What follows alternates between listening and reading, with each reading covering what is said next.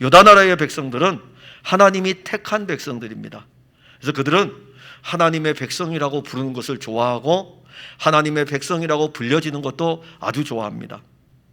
그래서 그들은 하나님이 주신 율법을 지키려고 노력도 하고 또 제사를 드리면서 이방인들하고는 분명히 다른 종교적 삶을 살았습니다.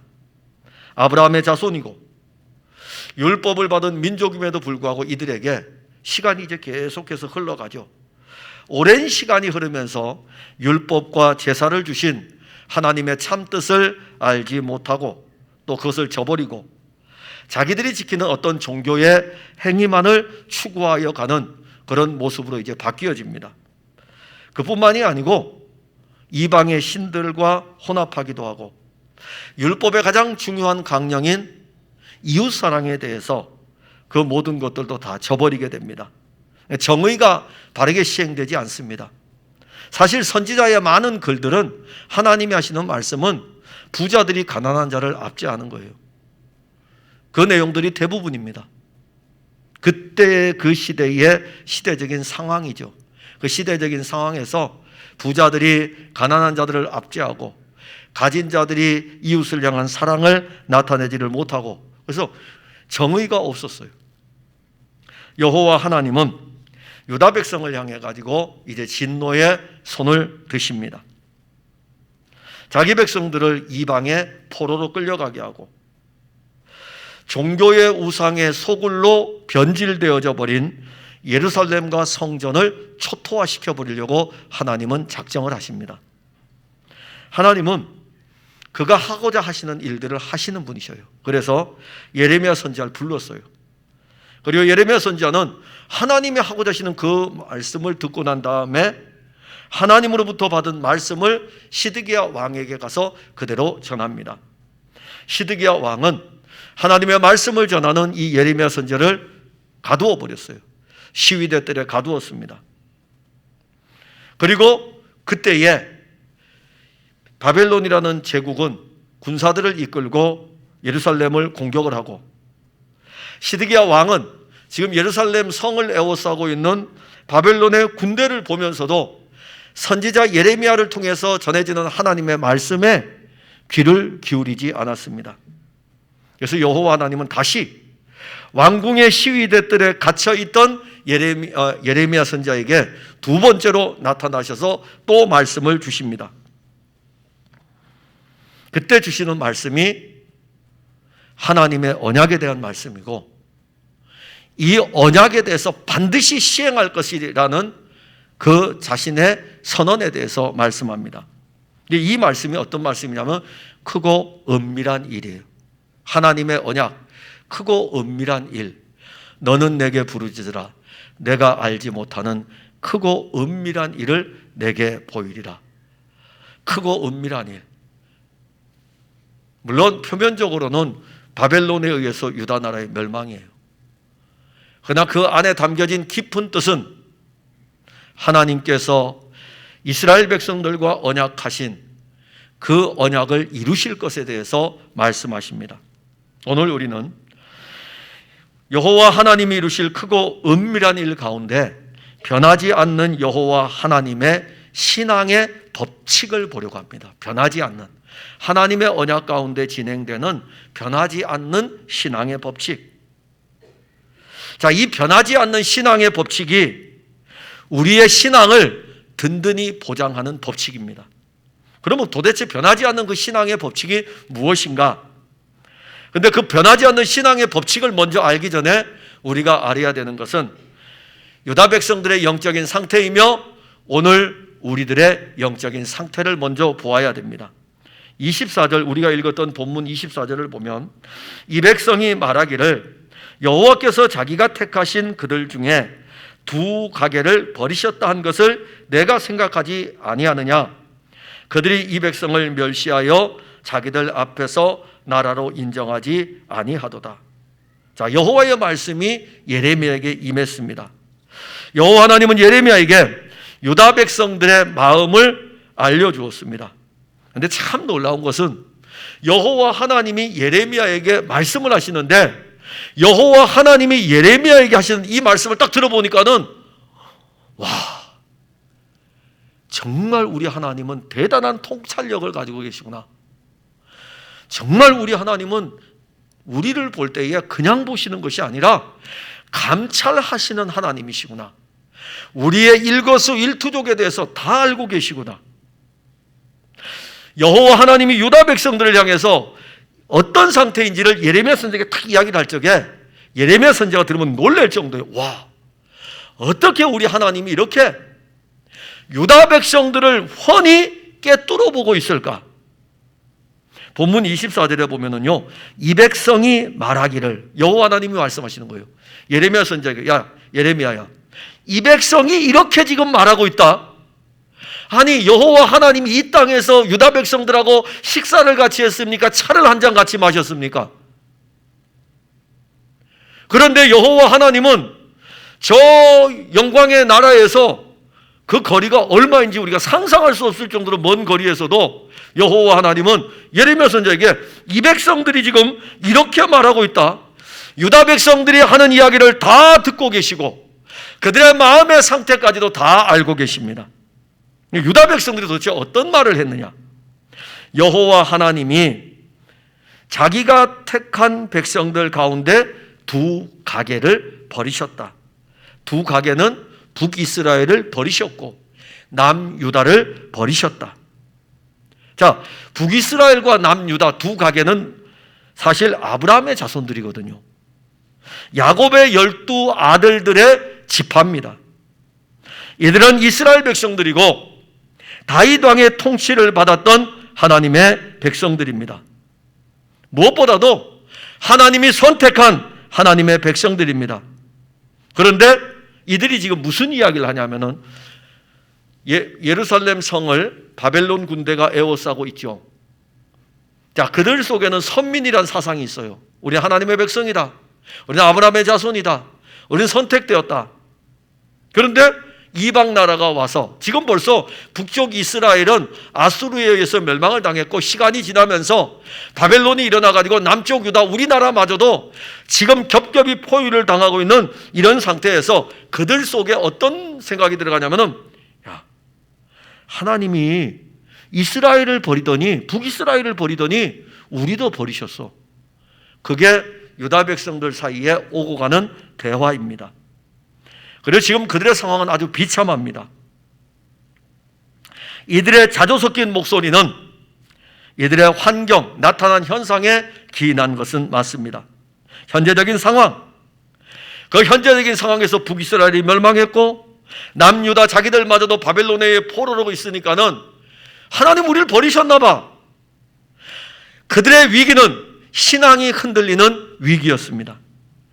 그것뿐 아닙니다. 이제는 유다 나라를 함락일보 직전까지 몰고 가는 바벨론조차도 어떻게 이야기를 하냐면은 이 바벨론 제국에서 유다 백성들을 멸시해버려요. 그리고 하나님이 세운 그 나라조차도 이방의 나라였던 바벨론은 인정을 하지를 않습니다. 바벨론 제국은 유다 나라를 멸망시키고 하나님의 백성들을 포로로 끌고 가면서 너희들이 하나님의 백성이야? 하나님이 세운 나라야? 자기들 힘이 강하니까. 하나님이 세운 나라가 이 모양이야? 하나님이 세운 나라가 우리한테 힘없이 이렇게 무너져? 그래서 인정하지를 않는 것입니다. 유다 백성들은 예루살렘의 함락을 볼 것이고 그들 중에 남은 자들은 포로로 끌려갈 것입니다. 그러면 이제 그들은 어떤 생각을 할까요? 하나님 우리를 버리셨어. 하나님이 우리를 버리셨어. 이것이 여호와 하나님의 언약의 백성이 가지고 있는 하나님에 대한 신앙입니다. 그들이 가진 신앙이 지금 흔들리고 있습니다. 그들이 가진 신앙이 견고하지 못합니다. 급기야 그들은 하나님의 백성임에도 불구하고 여호와 하나님을 신뢰하지 못합니다. 우리의 신앙은 환경에 많이 좌우됩니다. 환경에 따라 영적인 상태가 자주 변합니다. 마치 유다 백성들처럼 나라가 어려움을 당하지 않을 때에는 온갖 죄악을 저지르기도 하고 하나님에 대하여 무관심하고, 유다 백성들 그랬어요. 그들이 어려움을 겪지 않고 평안할 때에는 하나님에 대해서 무관심했습니다. 그리고 하나님을 향한 그들의 종교적인 상태, 영적인 상태는 종교의 겉모습만 있었습니다. 그리고 그들은 평화로우니까요. 그 평화로운 상태에서 자기들의 종교의 행위로 만족을 하였습니다. 살찐 짐승을 가져오고 하나님께 제사를 드리고 각종 대회를 열고 안식일을 지키고 월삭을 지키고 이 모든 종교의 행위들을 쉬지 않고 행했습니다. 이러한 유다 백성들의 모습이 우리의 모습이 아닙니까? 유다 백성들의 이러한 종교의 행위는 자기 만족입니다. 우리는 우리의 영적인 상태가 수시로 변하고 있음을 볼 것입니다. 만일 오늘 여러분들에게 서로 물어보시길 바랍니다. 자기가 자기에게 물어보세요. 대면 예배와 비대면 예배에서 여러분들의 신앙이 흔들리고 있다면, 여러분들의 신앙의 모습이 변하고 있다면 한 번쯤은 손을 얹어 보시길 바랍니다. 대면 예배와 비대면 예배의 차이는 뭘까요? 저하고 여러분들하고 만나지 않는 것이죠. 못 만나고 상태에서 예배를 드리는 거죠. 대면은 얼굴과 얼굴을 대면하여 예배 드리는 것이고, 비대면은 영상의 하나의 시스템을 통해 가지고 예배를 지금 드리는 것입니다. 우리의 모습이 얼마나 나태해져 있습니까? 대면에서는 거룩한 모습, 대면에서는 졸지 않으려고 몸부림치면서 졸음을 이기려고 하는 모습, 비대면에서는 아무도 안 보니까는 행위의 자체에서도 얼마나 많이 변화가 일어납니까? 그런데 이러한 것들이 우리에게 켜켜이 쌓여가면 어디까지 가냐 하면은 영적인 상태가 변화가 일어납니다. 어떤 때에는 우리의 영적 상태가 곤두박질 쳐서 우리의 믿음조차도 흔들 것입니다. 그러한 것뿐만이 아닙니다. 우리의 삶이 힘들고 어려울 때에 가장 먼저 흔들리는 것은 신앙입니다. 우리도 유다 백성들처럼 이렇게 고백할 것입니다. 하나님 우리를 버렸어. 하나님 우리를 버렸어. 우리의 입에서 하나님이 우리를 버렸다고 나오는 것은 신앙이 많이 흔들리고 있다는 반증입니다. 환경에 따라 변하는 신앙, 자기의 기분에 따라 좌우되는 신앙, 이게 지금 우리가 가진 신앙의 모습 아닙니까? 어떤 날에는 예수 그리스도가 너무너무 좋아가지고 예수 그리스도 없이 살 수 없다고 그렇게 하다가, 어떤 날에는 깊은 수렁에 빠져가지고 갑자기 나 이제 교회 안 나가, 교회를 나가지 않겠다고 선언을 하기도 합니다. 심지어 교회만 안 나가는 것이 아니라 하나님이 안 계셔, 불신앙의 말까지 서슴없이 합니다. 이것이 우리의 본성입니다. 그런데 하나님은 이 이야기를 다 듣고 계십니다. 우리의 입에서 불신앙의 말을 했던 것을 다 듣고 계시고, 내가 힘들 때 하나님 나를 안 도와줬어라고 하던 자기의 읊조림까지도 하나님은 다 듣고 계십니다. 우리를 버리셨어. 그 이야기를 듣고 계시는 하나님 아버지의 마음은 어떠하겠습니까? 아침 저녁으로 변하는 자기 백성들의 영적인 상태를 볼 때에 하나님 아버지의 마음은 얼마나 아프겠습니까? 우리의 입에서 나오는 나 이제 교회 안 나가, 하나님 우리를 버리셨어 라는 그 소리가 우리 하나님 아버지의 마음을 얼마나 후벼 파고 있는 것입니까? 그런데 우리에게 소망인 것은 유다 백성들의 영적인 상태는 막 조속간에 변할지라도 여호와 하나님의 언약은 변하지 않습니다. 본문 25절에 보면 여호와께서 이와 같이 말씀하시니라. 내가 주야와 맺은 언약이 없다든지 천지의 법칙을 내가 정하지 아니하였다면, 여기서 여호와 하나님이 주야와 맺은 언약, 이것이 무엇입니까? 예레미야 33장 20절에 보면 여호와께서 이와 같이 말씀하시니라. 너희가 능히 낮에 대한 나의 언약과 밤에 대한 나의 언약을 깨뜨려 주야로 그때를 잃게 할 수 있을진데. 낮에 대한 나의 언약, 밤에 대한 나의 언약, 이게 무엇입니까? 창세기 1장 16절에 하나님이 두 큰 광명체를 만드사 큰 광명체로 낮을 주관하게 하시고 작은 광명체로 밤을 주관하게 하시며, 하나님은 태양으로 하여금 낮을 주관하게 하였습니다. 달로 하여금 밤을 주관하게 하였습니다. 그리고 하나님은 태양으로 하여금 낮을 주관하게 하고 달로 하여금 밤을 주관하게 하셨을 뿐만이 아니라 태양과 달이 서로 교차되는 이 시간도 하나님이 정하셨습니다. 그리고 태양으로 하여금 떠오를 시간과 장소도 알게 하셨습니다. 나라마다 다르잖아요. 태양이 떠오르는 그 시간, 물론 우리가 과학적으로 하면 이게 지구가 공전하는 그 가운데, 자전하는 가운데서 우리가 나타나는 일들이지만은, 아무튼 그 태양이 어느 지역에서는 어떤 시간에 떠오르고 이런 모든 것까지도 하나님이 정하셨습니다. 그리고 땅의 그림자가 지는 시간도 하나님이 그렇게 운행을 하십니다. 하나님이 세상을 창조하신 후에 태양과 달을 통해 세상을 비추고 태양과 달의 경로가 한치의 오차도 없이 이탈도 일어나지 않도록 지금까지 창조 이래로 그렇게 운행을 하였습니다. 아마 이것은 우리의 이 역사 시간, 시간의 세계가 끝나는 날까지 태양을 통해서 맺은 언약, 달을 통해서 맺은 그 언약은, 그 약속은 변하지 않을 것입니다. 변하면 큰일 나죠. 변하면 큰일 납니다. 변하지 않을 거예요. 하나님이 계획하시고 하나님이 운행하시는 천지의 법칙, 이게 바로 천지의 법칙이에요.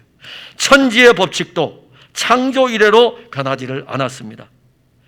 하나님이 해로 낮을 주관하게 하시고 달로 밤을 주관하게 하신 것을 창세 이래로 지금까지 오는 동안에 한 번도 바꾸지 않았습니다. 왜 하나님은 예레미야 선지자에게 이 말씀을 하시는 것일까요? 내가 두 광명체와 맺은 그 언약 가운데서도 한 번도 내가 태양을 향하여 가지고 너 이렇게 일을 이제 바꾸어, 달을 향하여 너 이렇게 바꾸어, 한 번도 해본 적이 없음을 왜 말씀할까요? 하늘과 땅에 대한 관계를 이야기하는 것일까요? 아니죠.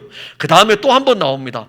20절 뒤에 21절이 나오기를 내 종 다윗에게 세운 나의 언약도 깨트려 그에게 그의 자리에 앉아 다스릴 아들이 없게 할 수 있겠으며 내가 나를 섬기는 레위인 제사장에게 세운 언약도 파할 수 있으리라. 계속해서 지금 질문에 대한 역으로 하나님이 계속 말씀하시는 것입니다. 유다 백성들은 하나님과의 언약을 파기할지라도 하나님은 유다 백성들과 맺은 언약을 파기할 수 없다. 너희들은 나와 맺은 언약을 파기하고 너희들 마음대로 갈지라도 내가 너희들하고 맺은 언약은 나는 결코 파기할 수 없다. 그래서 그 이야기를 하실 때에 하나님은 예레미야 선지자에게 낮과 밤에 세운 두 언약을 이야기하신 거예요. 창세 이래로 지금까지 내가 한 번도 태양과 맺은 언약도 파기하지 않았고 달과 맺은 언약도 파기하지 않았는데 하물며 다윗과 세운 언약에 대해서는 내가 어떻게 하겠느냐 물어보시는 거죠. 결코 파기될 수 없는 언약. 그러면 다윗을 통하여 세운 언약은 무엇입니까? 역대상 17장 10절과 12절에 보면 여호와가 너를 위하여 한 왕조를 세울지라 내 생명의 연한이 차서 내가 조상에게로 돌아가면 내가 내 뒤에 내 씨 곧 내 아들 중 하나를 세우고 그 나라를 견고하게 하리니 그는 나를 위하여 집을 건축할 것이요 나는 그의 왕위를 영원히 견고하게 하리라. 다윗을 통하여 세운 언약은 그 왕위를 영원히 견고하게 하는 영원한 다윗의 왕국입니다. 이 왕국은 아브라함과 다윗의 자손으로 이 땅에 오실 하나님의 아들 그리스도가 세울 왕국입니다. 그래서 내가 내 뒤에 내 씨, 곧 내 아들 중 하나를 세우고 그 나라를 견고하게 하리라는 것은 솔로몬 왕을 이야기한 것도 아니고 지금 이 말씀을 받고 있는 시드기야 왕을 이야기하는 것도 아닙니다. 솔로몬 왕은 죽었어요. 그의 죽음 이후에 그의 나라는 두 나라로 나누어졌습니다. 그리고 그 나라들 가운데 마지막 한 나라, 남유다 나라도 시드기야 왕 때에 멸망을 당할 것입니다. 그러면 그 씨는 누구냐 이겁니다. 다윗의 후손으로 이 땅에 오실 하나님의 아들 그리스도를 말씀하는 것입니다. 천지의 법칙을 하나님이 정하셨고 천지는 하나님이 정한 그 법칙대로 지금까지 운행이 되었습니다. 천지의 법칙을 정하신 하나님은 신앙의 법칙도 정하셨습니다. 하나님이 정한 신앙의 법칙은 다윗의 자손으로 이 땅에 오실 하나님의 아들 예수 그리스도, 그를 통해서 이루어 가실 구원에 관한 일들입니다. 이 법칙은 하나님이 정한 법칙입니다. 이 법칙은 바뀔 수가 없습니다. 창조 이래로 수많은 시간이 지났는데 하나님의 창조의 법칙이 변하였습니까? 바뀌었습니까? 안 바뀌었잖아요. 바뀌지 않고 지금까지 왔어요. 그러면 하나님이 천지의 법칙이 바뀌지 않는 것을 보여주었다면 신앙의 법칙, 하나님께서 다윗의 후손으로 이 땅에 올 하나님의 아들 그리스도를 통해서 우리를 구원하는 이 일에 대한 법칙은 바뀌겠느냐? 안 바뀐다는 것입니다. 다리오 왕 때에 다니엘이 조소에 어인이 찍힌 것을 알고도 그는 평소대로 자기의 집에 가서 예루살렘을 향하여 창문을 열고 기도합니다. 그래서 그는 사자굴에 던져져요. 다리오 왕도 자기가 세운 금령과 법도를 고치질 않았어요. 아하수에로 왕 때에 왕이 부르지 아니한데 왕비가 나가게 되면 왕비의 자리가 폐하여질 수 있습니다. 그럼에도 불구하고 이 일로 인해서 왕이 세운 금령, 법도가 있는데 내가 어떻게 왕이 부르지 않는데 나갈 수 있겠습니까? 그때에 모르드게가 에스더에게 그러죠. 우리 민족이 다 죽습니다. 우리 민족이 다 죽습니다. 어떻게 해야 됩니까? 당신이 만약에 나가지 않는다면, 에스더는 그래요. 아하수에로 왕의 이 법이 있는데 이 법은 바뀔 수 없는 법인데 나 가면 죽어. 삼촌 나 나가면 죽어요. 그때 모르드게가 당신이 오늘 이 자리에 있는 것은 하나님이 이때를 위함이 아닙니까? 당신이 만약에 나가지 않는다면 하나님은 다른 방편을 통해서라도 우리 유다 민족을 구원할 것입니다. 그때 에스더가 바뀌지 아니하는 그 법 앞에서 그는 죽으면 죽으리다라고 나가지 않습니까? 인간이 세운 이 금령과 법도도 변하지 않고 그것을 지키고 나아가려고 하는데 하물며 만왕의 왕이신 여호와 하나님이 한번 말씀하신 그 말씀의 언약을 바꾸시겠습니까? 하나님은 그의 아들 그리스도를 통해 이루실 구원을 창세전에 계획하셨고 그 일들을 선지자들을 통해 제사장들을 통해 알려주었습니다. 오늘 본문에서는 예레미야 선지자를 통해서 다시 한번 말씀하십니다. 천지의 법칙이 변하지 않듯이 다윗의 후손을 통해 이루실 구원에 대해서는 변하지 않을 것이다. 저는 그거를 믿어요. 그래서 제 모습은 초라하고 제 모습은 더럽고 추악해도 저를 향한 그리스도 예수를 통해서 구원하는 하나님의 구원에는 변함이 없다는 것을 알기 때문에 저는 그걸 확실히 신뢰합니다. 여러분들도 신뢰하셔야 돼요.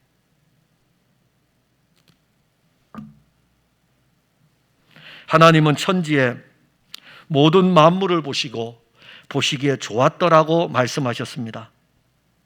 그런데 천지에 있는 모든 만물보다 한 영혼은 얼마나 더 귀하겠습니까? 천하보다 귀한 그 한 영혼을 위해 하나님이 세운 언약은 다윗의 자손으로 이 땅에 오실 하나님의 아들 그리스도입니다. 이 언약은 변하지 않습니다.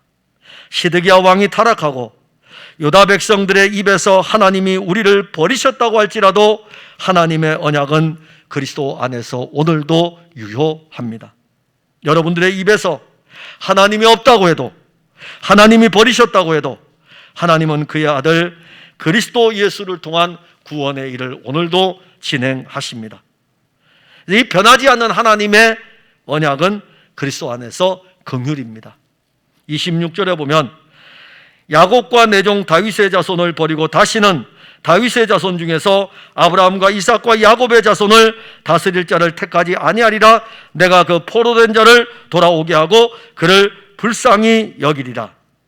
25절의 말씀과 이렇게 연결을 해보면 이 말씀은 천지의 법칙도 내가 운행하는데 다윗의 자손을 통해서 이루실 이 언약도 내가 이룰 것이다 라고 하는 여호와 하나님의 말씀입니다. 그러면 하나님의 언약이 무엇입니까? 예수 그리스도를 통한 긍휼, 불쌍히 여기는 것. 내가 이 백성을 불쌍히 여긴다. 내가 이 백성을 불쌍히 여기는 것이죠. 26절에 그를 불쌍히 여기리라.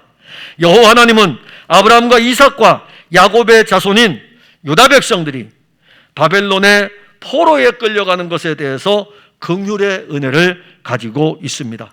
비록 이스라엘 백성들의 죄로 인해서 포로로 끌려가지만 그들을 반드시 포로에서 돌아오게 하실 것이다. 약속하셨어요. 그리고 여호와 하나님은 자기 백성들을 향하고 있습니다. 그의 눈은 자기 백성을 향하고 있어요. 참 놀라운 은혜예요. 바벨론 군대에 의해서 지금 성이 포위가 되어 있는데 그 눈은 포위된 예루살렘 성을 향하고 있습니다. 초토화되어서 파괴되고 성이 무너지고 성전도 파괴되고 백성들은 드디어 포로로 이제부터 끌려갑니다.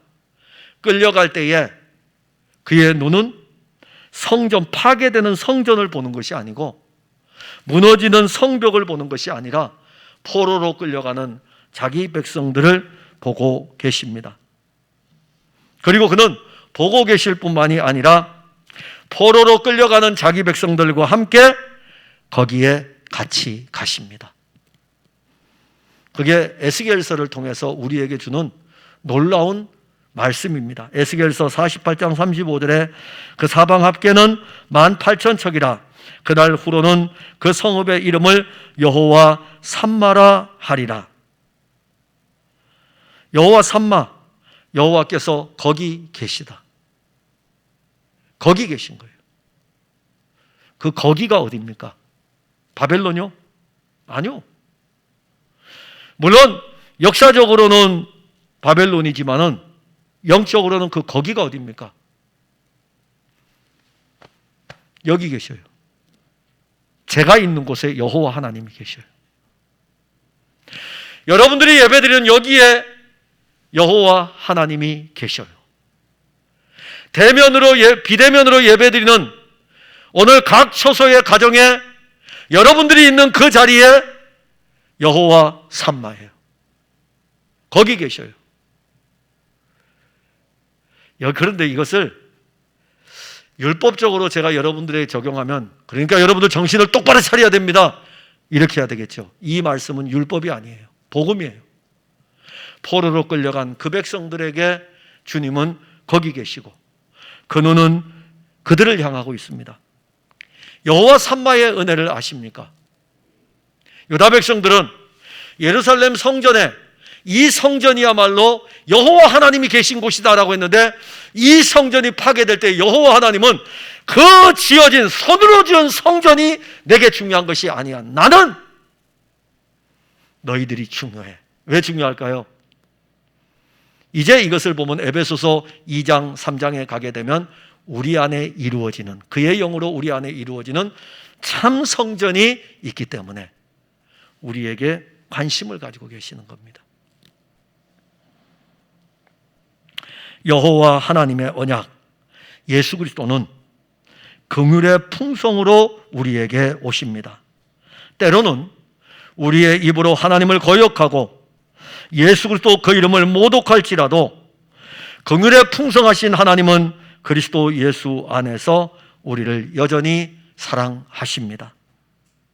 아브라함이 약속의 땅에 이른 후에 기근이 심하다고 잠시 애굽에 내려갔을 때 하나님이 아브라함을 버렸습니까? 이삭이 약속의 땅에 정착하지 못하고 기근이 왔을 때 그랄로 가서 블레셋 왕 아비멜렉에게 그의 몸을 의탁하였을 때에 이삭을 통한 하나님의 약속을 하나님이 취소하였습니까? 우리에게 영적 기근이 오면 우리는 아브라함과 같이 이삭과 같이 예수 그리스도를 떠나려고 합니다. 가나안, 약속의 땅, 젖과 꿀이 흐르는 땅, 이 땅이 바로 하나님의 아들 그리스도 예수인데 이 땅에 정착을 해야 되는데 이 땅에 뿌리를 내려야 되는데 그리스도에게 뿌리를 내리고 그리스도와 정착을 해야 되는데 내 인생에 기근이 왔다고 내가 애굽으로 내려간다고 하나님이 우리를 버리겠습니까? 내가 정착을 하지 못하고 내가 저 블레셋의 아비멜렉 왕에게 그 몸을 의탁하러 갔을 때에 하나님 내게 의탁하라고 말씀했는데 그리스도에게 의탁하라고 했는데 뿌리 내리지 못하고 내려갔을 때에 하나님이 우리를 버리시겠습니까? 우리는 영적 기근이 오게 되면 자꾸 떠나려고 해요.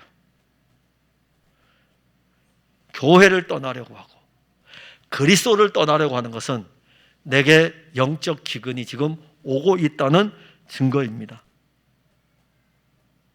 그럴지라도 하나님의 언약은 변함이 없어요. 우리는 수도 없이 그래요. 우리는 수도 없이 그래요. 제가 목회자가 돼서 이제 이 자리에 있지만은 목회자가 되기 전까지는 일반 평신도로서 신앙생활 할 때에 그런 일들이 왜 없겠습니까? 교회는 더하죠 뭐. 더군다나 교회는 더하죠 뭐. 그런데 신앙은요. 신앙도 그랬어요. 내 잠시 떠났다가 와야 될 것 같아. 오해하지 마세요. 지금은 안 그럽니다. 지금도 그러면 큰일 나게요. 지금은 절대로 안 그럽니다.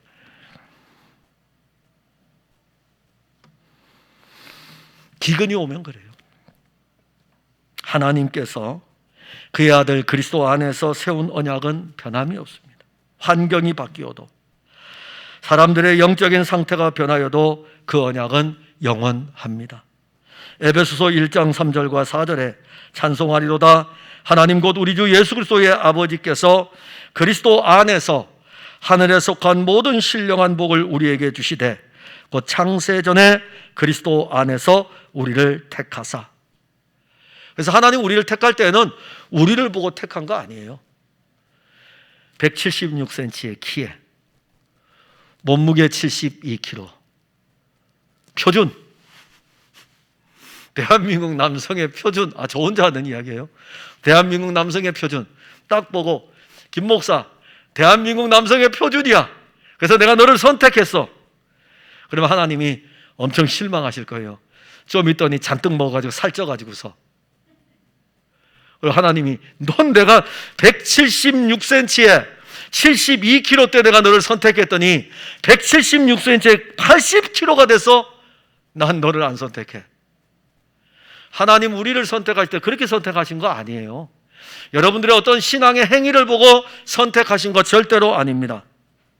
우리의 신앙의 행위를 보고 선택했다면 수시로 변했을걸요. 그래서 우리는 신실하지 못해요. 그래서 하나님이 우리를 택할 때는 항상 하나님은 우리를 그리스도 안에서 택하셨어요. 놀라운 은혜 아닙니까? 그리스도는 표준이에요.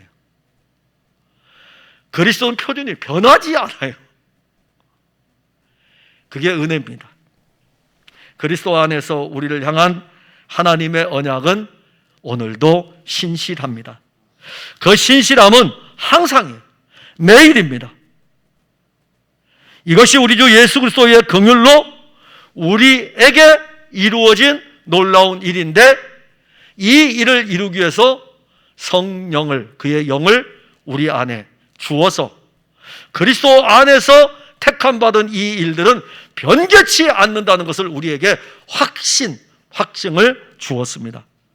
디모데후서 2장 13절에 우리는 미쁨이 없을지라도 주는 항상 미쁘시니, 우리는 신실하지 않아도 주는 항상 신실합니다. 우리는 하나님의 언약이 그리스도 안에서 이루어짐을 믿어야 합니다. 흔들리는 신앙을 가지고 하나님의 언약을 불신하기도 하고 그 불신을 가지고 하나님을 향하여 도전하기도 합니다. 그럴지라도 하나님은 그의 아들 그리스도를 통해서 여전히 우리를 사랑하십니다.